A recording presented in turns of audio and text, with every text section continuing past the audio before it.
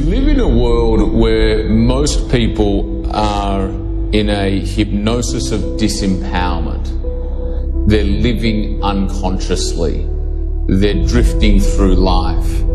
They don't understand that they are the one creating their life, whether they're conscious of it or not. And so when I say it's important to consciously create your life, I mean it's really important that each individual wake up to the fact that everything that happens in your life is your responsibility. And, you know, I've had my brother die as a result of drug use. I've had parents separate. I've had relationships end. I've had, you know, commercial near-death experiences, you know, in business. I've been through incredibly challenging periods. And so I don't say that from a position of privilege or a position of somebody that's come from an easy background. What I'm saying is when you take responsibility for who you are, when you take responsibility for who you're becoming, when you take responsibility for the life and the business that you want to create, the impact that you want to make, the contribution that you want to have, and you map out who do I want to become, what do I want to do, then you start consciously creating who you are rather than unconsciously sleepwalking through life. When the voice inside your head is louder than the voices outside of your head, that's when you've begun to master your life. It's really important you don't buy into all of the cultural paradigms and messages that we're bombarded with each and every day.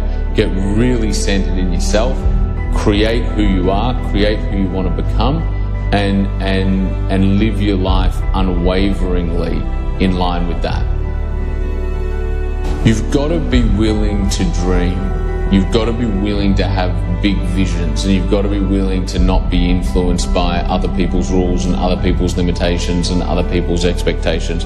Typically entrepreneurs and anyone walking a non-traditional path are very independent thinkers. We're less susceptible to public opinion. We're less susceptible to you know, the status quo. So I think number one is have big visions.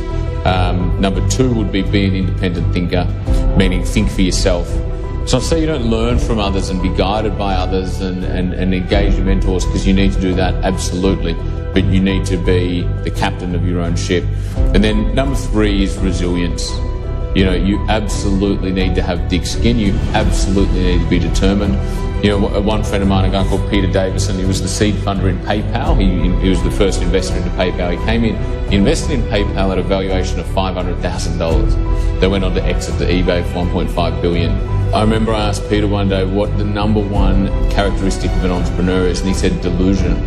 You need to have an unwavering knowing that you will create what you want to create. That's not to say you won't change, it's not to say that you won't evolve, it's not to say that you won't be flexible, but you need to be delusional in your belief around your ability to make it happen, even when all of the evidence is against you.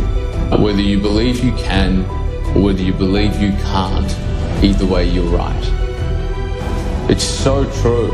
I think people hugely underestimate and underappreciate what human beings are capable of when you have absolute conviction.